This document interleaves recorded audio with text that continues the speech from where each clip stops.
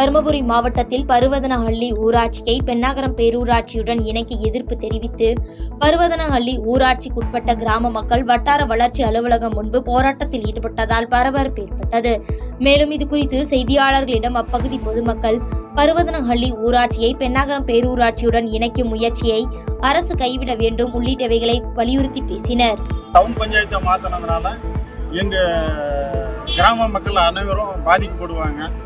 மின் கட்டடம், சொத்து வரி, வீட்டு வரி, நிலவரி அத்தனையும் உயரும், தண்ணீர் வரி அத்தனையும் பாதிக்கப்படுவாங்க மக்கள். அதனால் எங்களுக்கு பழைய மாதிரி கிராம ஊராட்சியாக இருக்கணுன்றது தான் எங்களுடைய கோரிக்கை.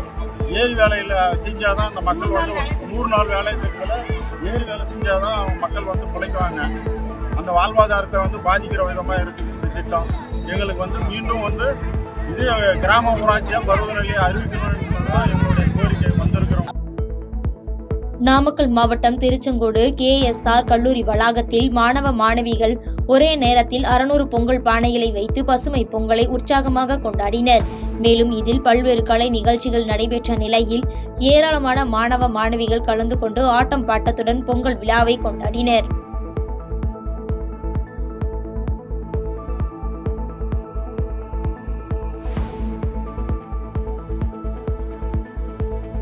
நாமக்கல் சேலம் சாலையில் செல்லப்பம்பட்டியில் அமுதவள்ளி என்ற பெயரில் ஜவ்வரிசி ஆலை ஒன்று இயங்கி வரும் நிலையில் இங்கிருந்து வெளியேறும் கழிவுநீர் சுத்திகரிப்பு செய்யாமல் ஆலையின் வளாகத்திலேயே குட்டை போல் அமைத்து அதில் கழிவுநீரை சேகரித்து வருகின்றனர்.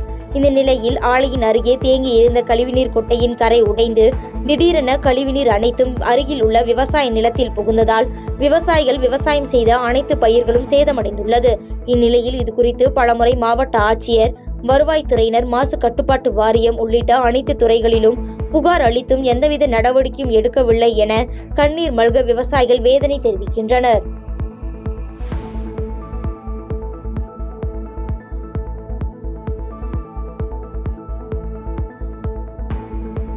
தமிழ்நாடு துணை முதலமைச்சர் உதயநிதி ஸ்டாலின் பிறந்தநாளை முன்னிட்டு திருவள்ளூர் நகராட்சியில் பணிபுரியும் தூய்மை பணியாளர்கள் உள்ளிட்ட 300க்கும் மேற்பட்டோருக்கு நலத்திட்ட உதவிகள் மற்றும் அறுசுவை உணவு வழங்கும் நிகழ்ச்சி திருவள்ளூர் நகர்மன்ற தலைவர் உதயமலர் பொன்பாண்டியன் தலைமையில் நடைபெற்றது.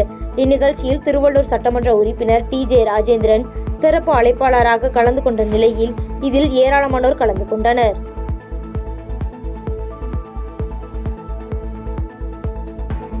திருவள்ளூர் மாவட்டம் பொன்னேரி அருகே தடம் பெரும்பாக்கம் கிராம ஊராட்சியை பொன்னேரி நகராட்சியுடன் இணைக்க எதிர்ப்பு தெரிவித்து தடம் பெரும்பாக்கம் ஊராட்சி பெண்கள் சாலை மறியல் போராட்டத்தில் ஈடுபட்டனர். தொடர்ந்து சாலை மறியல் போராட்டத்தில் ஈடுபட்ட பொதுமக்களிடம் காவல்துறை அதிகாரிகள் பேச்சுவார்த்தை நடத்திய நிலையில் இதனால் அப்பகுதியில் பரபரப்பு நிலவியது. செங்கல்பட்டு மாவட்டம் தமிழ்நாடு வணிகர் சங்கங்களின் பேரவை சார்பாக சங்கத்தின் தலைவர் டைமண்ட் ராஜா தலைமையில் 100க்கும் மேற்பட்டோர் தங்கள் அமைப்பின் பெயரை தவறாக பயன்படுத்துபவர்கள் மீது நடவடிக்கை எடுக்க கோரி உதவி ஆணையர் அலுவலகத்தில் புகார் மனு அளித்தனர். தொடர்ந்து செய்தியாளர்களிடம் தமிழ்நாடு வணிகர் சங்கங்களின் பேரவை அமைப்பின் பெயரை கெடுக்கும் நோக்கத்தோடும் தவறான தகவல்களை சமூக வலைதளங்களை சிலர் பதிவிட்டு வருவதாகவும் இதனால் அந்த தவறான பதிவை பதிவிட்டுள்ள நபர்கள் மீது தகுந்த நடவடிக்கை எடுக்க வேண்டும் என சங்கத்தின் தலைவர் டைமண்ட் ராஜா செய்தியாளர்களிடம் பேட்டியளித்துள்ளார். இங்கே ஒரு சில பேரினுடைய தூண்டுதல் பேரில் போலியான ஒரு புகாரை தெரிவிச்சிருக்கிறாங்க. அதுக்கு நாங்கள் அமைப்பு சார்ந்து அத்தனை பேர் இங்கே வந்திருக்கிறோம். எங்களுடைய புகாரை கொடுத்துருக்குறோம். இப்படி போலியாக யார் எந்த மாவட்டத்திலேயாவது யாராவது எந்த புகாராவது கொடுத்தாங்கன்னா நிச்சயமாக நாங்கள் சட்டப்பூர்வமாக அதை சந்திக்க நாங்கள் தயார். தமிழ்நாடு வணிகர் சங்க பேரவையை யாரும் கைப்பற்ற முடியாது. அதனுடைய முழு ஆதாரமும் எங்கள்கிட்ட இருக்கு. நாங்கள் சட்டப்பூர்வமாக அதை நீதிமன்றத்தில் வழக்கு தொடர்றோம். நிச்சயமாக நாங்கள் வெற்றி பெறுவோம் என்று கூறிக்கொண்டு விடைபெறுகிறேன். திண்டுக்கல் மாவட்டம் பழனியில் பசுமை பழனி என்ற தலைப்பில் கல்லூரி மாணவ மாணவிகளின் விழிப்புணர்வு பேரணி நடைபெற்றது. இதில் காவலர்கள், வருவாய்த்துறை அதிகாரிகள் மற்றும் கல்லூரி பேராசிரியர்கள், தேவஸ்தானம் அதிகாரிகள் என பலரும் கலந்து கொண்டனர்.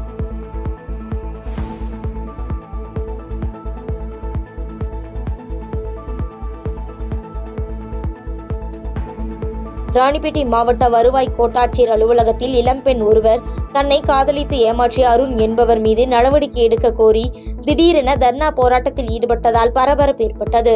மேலும் அப்பெண்ணிடம் அருண் என்பவர் 30 சவரன் தங்க நகை மற்றும் 6 லட்சம் ரூபாய் ரொக்க பணத்தை சிறிது சிறிதாக வாங்கிக் கொண்டதாகவும் அவர் மீது நடவடிக்கை எடுக்க வேண்டுமென வலியுறுத்தியுள்ளார்.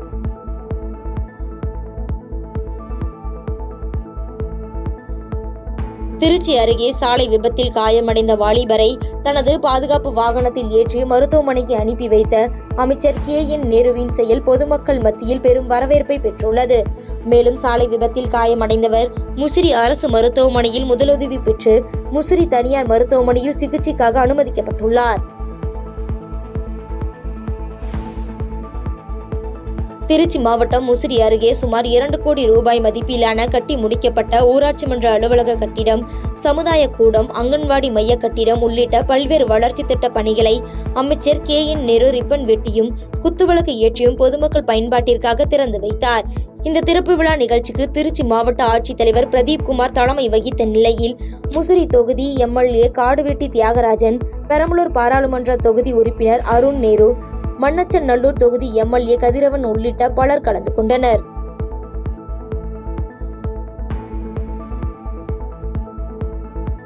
விருதுநகர் அரசு மருத்துவக் கல்லூரி ராமமூர்த்தி சாலையில் ஜீவா என்கின்ற தனியார் விடுதி இயங்கி வருகிறது.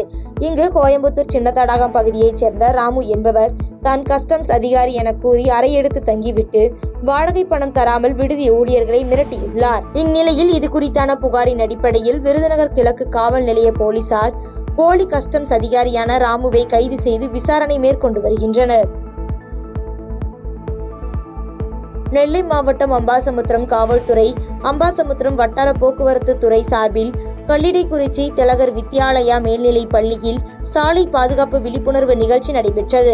இந்நிகழ்ச்சியில் கலந்து கொண்டு சிறப்புரையாற்றின அம்பாசமுத்திரம் வட்டார போக்குவரத்து துறை ஆய்வாளர். இருசக்கர வாகனத்தை 18 வயதுக்கு கீழ் உள்ளவர்கள் ஓட்டினால் அவர்களின் பெற்றோர்களுக்கு 25,000 ரூபாய் அபராதம் அல்லது 3 மாதம் சிறை தண்டனை விதிக்கப்படும் என எச்சரிக்கை விடுத்துள்ளார். தஞ்சாவூரில் உள்ள தேசிய உணவு தொழில்நுட்பம் தொழில் முனைவு மற்றும் மேலாண்மை நிறுவனத்தில் வேளாண்மை மற்றும் உணவு பதப்படுத்துதல் வளர்ச்சி மாநாடு மற்றும் கண்காட்சி 2 நாட்கள் நடைபெறுகிறது. இக்கண்காட்சியை தமிழக வேளாண் மற்றும் உழவர் நலத்துறை அமைச்சர் MRK பன்னீர்செல்வம் கலந்து கொண்டு தொடக்கி வைத்தார். முன்னதாக அவர் பேச தொடங்கும் போது தனது உதவியாளரை நோக்கி மரியாதை குறைவாக பொது இடத்தில் பேசிய சம்பவம் சர்ச்சையை ஏற்படுத்தியுள்ளது. கோவை தெற்கு வட்டாட்சியர் அலுவலகம் முன்பு தமிழ்நாடு வணிகர் சங்க பேரவை கொங்கு மண்டலம் சார்பாக 18% GST வரியை ரத்து செய்ய கோரி மத்திய பாரதிய ஜனதா அரசை கண்டித்து மாபெரும் கண்டன ஆர்ப்பாட்டம் நடைபெற்றது. பின்னர் பத்திரிகையாளர்களை சந்தித்த மாநில தலைவர் சவுந்தரராஜன், மத்திய அரசு உடனடியாக இதை சரி செய்யவில்லை என்றால் அனைத்து சங்கங்களுடன் சேர்ந்து மாபெரும் போராட்டம் மற்றும் கடையடிப்பு, மறியல் ஆகியவை செய்ய போவதாக அவர் கூறினார். மத்திய அரசு வாடகை கட்டிடத்துக்கு 18% வரி விதித்து ஒரு உத்தரவு பிறப்பித்திருக்கிறார்கள். அந்த உத்தரவை GST கவுன்சிலில் திரும்ப பெற்றுவிட்டதாக பத்திரிகை செய்திகள் வருகின்றன. ஆனால் அது ரத்து செய்யப்படுகிறதா இல்லையா என்பது எங்களுக்கு வணிகர்களுக்கும் சிறுதொழில் புரிவோருக்கும் ஒரு கேள்விக்குறியாக இருக்கிறது. அதை உடனே அரசாணையாக மத்திய அரசு வெளியிட வேண்டும். மண்டல அலுவலகங்கள் முன்பு தமிழ்நாடு வணிகர் சங்கங்களின் பேரவை சார்பாக ஆர்ப்பாட்டம் நடத்த இருக்கிறோம். தருமபுரி மாவட்டம் பாப்பார்பட்டி அருகே உள்ள மாமரத்து பள்ளம் பகுதியைச் சேர்ந்த கோவிந்தசாமி என்பவர் CRPF பணியில் பணிபுரிந்து வந்த நிலையில் உடல்நிலை பாதிப்பு காரணமாக உயிரிழந்தார். தொடர்ந்து அவரது உடல் விமானம் மூலம் கொண்டு வரப்பட்டு பொதுமக்கள் அஞ்சலிக்காக வைக்கப்பட்டது.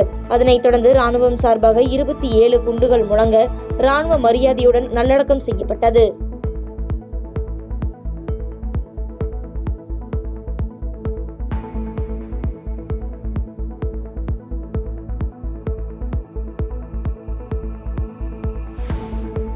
பாதகம் செய்பவரை கண்டால் நாம் பயம் கொள்ளலாகாது பாப்பா. மோதி மிதித்து விடு பாப்பா, அவர் முகத்தில் உமிழ்ந்து விடு பாப்பா. அண்மை செய்திகளை உடனுக்குடன் தெரிந்து கொள்ள இணைந்திருங்கள் எம் நாடு தொலைக்காட்சியுடன்.